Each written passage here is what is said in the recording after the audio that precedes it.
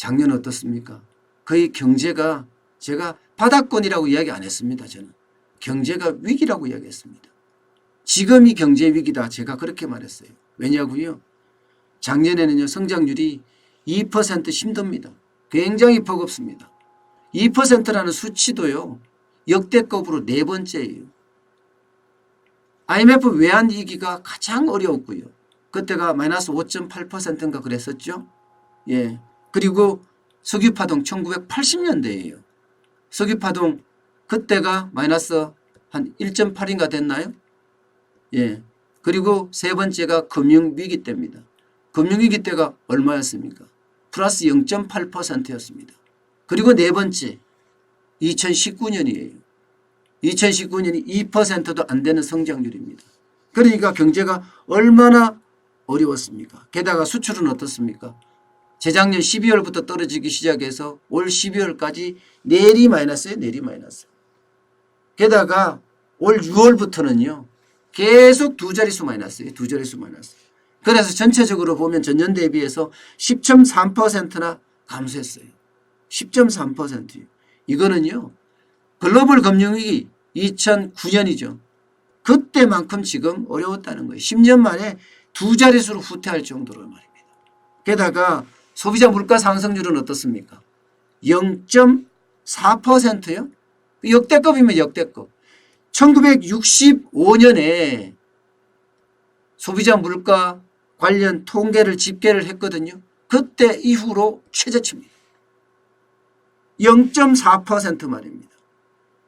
그나마 대한민국 경제에 소비가 버텨왔어요. 근데 그 소비마저도 완전히 깨졌다는 겁니다. 소비마저도 말입니다. 그렇게 되면요. 아마 장기 저성장에 빠지지 않을까. 그렇게 예상들을 하고 있어요. 여러분도 아시겠지만 일본식 불황 말입니다. 저성장에 저물가에 여기에 저금리까지 아마도 그렇게 갈 가능성이 굉장히 큽니다. 정부는요.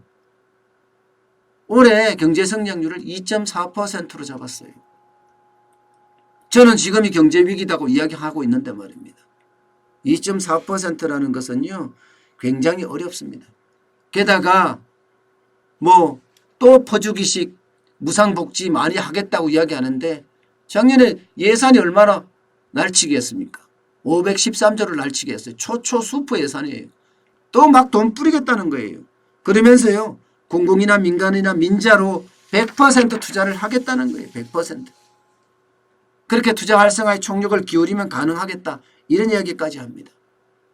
예, 어떤 이들은요. 반도체가 지금 회복되고 있어서 경기가 바닥이다. 이제 회복될 일만 남았다. 이런 이야기 하거든요. 그런 저는 천만의 말씀이라고 생각합니다. 반도체 경기 하나 살아난다고 해서 우리 경제가 다 살아나지 않습니다. 대한민국은 13개입니다. 13개. 13개의 주력 수출 품목들이 있습니다. 그중에 반도체는 한 개일 뿐입니다. 반도체가 차지하는 비중은 물론 많죠. 전체 수출 물량의 20%가 넘으니까 말입니다. 그러니까 반도체 경기 하나만 살아나면 우리 경제가 살아날 듯 이야기를 하지만 이게 만만치 않습니다. 예를 들어서 미중 무역 전쟁이 단판이 된다고 쳐요. 그동안 미중 무역 전쟁을 하면서 뭐라고 얘기했습니까? 반도체 2천억 달러치 사주겠다. 이런 이야기까지 있었습니다. 반도체 시장이 회복되더라도 우리에게 회복되는 시간은 그만큼 걸리고요. 13개 주력 품목이 다 골고루 가야 되지만 석유화학이나 석유 제품 같은 경우는 굉장히 어렵잖아요. 그렇기 때문에 내년 경제 정부가 이야기한 대로 2.4% 달성하기에는 장밋빛이 아닌가 이런 생각을 해봅니다. 기업들이 어렵잖아요. 기업들이 수출을 해야 되는데 수출을 할 수가 없을 정도예요. 가격 경쟁력에서 밀리는데요. 13개 주력 품목이 많이 나간다고 하더라도 가격 경쟁력에서 이겨야 되는데 가격 경쟁력에서 이기기가 쉽지가 않습니다. 왜냐고요? 최저임금 너무 많이 올랐잖아요. 주 52시간제 도입했잖아요. 그러면서 기업에 주는 세제 혜택은 다 없앴습니다. 법인세는 또 얼마나 올렸습니까? 최고 세율이 22%에서 25%까지 올라갔어요. 이런 상황에서 과연 기업들의 어떤 수출 경쟁력이 바로 되살아날 수 있을까? 쉽지 않습니다. 내년 총선이 4월이죠. 1, 2, 3월 좋을 거예요. 어떤 식이든 좋을 거예요. 왜? 슈퍼 예산에 편성되어 있는 퍼주기식 무상복지비 이거 막 뿌릴 거 아니에요. 아마 엄청 뿌릴 겁니다. 1월부터. 아마 1월부터 뿌리게 되면 그만큼 대한민국은 좋아진 듯 보일 거예요. 그런데 문제는요. 대한민국이 좋아지려고 그러면요. 기본적으로는 제조업의 부활이 있어야 되고요. 이 제조업의 부활과 맞물려서 4차 산업혁명의 어떤 물결들 있잖아요. AI라든가 빅데이터라든가 뭐 스마트 공장이라든가 뭐 엄청 많잖아. 이게 융합과 복합이 잘 이루어져야 합니다. 제조업의 부활이 일어나야지 4차 산업혁명도 동시에 큰 성장의 어떤 고리를 만들 수가 있습니다. 그런데 여러분 알다시피 뭐 공유경제가 제대로 되고 있습니까? 아니면 AI가 제대로 되고 있습니까? 모두가 집단 이익 집단의 어떤 집단 이익 때문에 제대로 되는 거 없습니다. 타단은 어떻게 됐습니까? 뭐 규제 해제한다고 하지만 그게 제대로 됐나요? 그렇지 않습니다. 그렇다고 경제 문제에서 나서줄 수 있는 사람이 또 누가 있습니까? 지금 경제 문제에 나설 수 있는 사람이 없어요. 여당이 나섭니까? 그렇다고 야당이 아주 강력하게 투쟁을 합니까? 그렇지 않잖아요.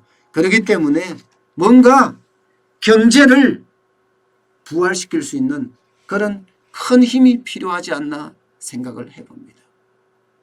정치 내년 4월까지 또 2년 후엔 또 대선이 있습니다. 대통령 선거 있습니다. 아마 정치의 소용돌이에 경제가 아사 내지는 고사하지 않을까 진짜 두렵습니다. 지금이라도 저는 늦지 않았다고 생각해요. 문재인 대통령이 친노동 정책보다가 친기업 정책을 펼쳐야 합니다. 그러면서 기업의 길을 살려야 한다고 봅니다. 그런데 그렇지 못하다는 거 진짜 안타깝다고 생각이 됩니다.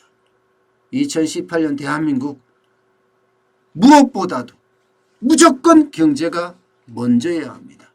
그래야지 대한민국의 희망이 좀 더 살아나지 않을까 저는 그렇게 생각을 해 봅니다.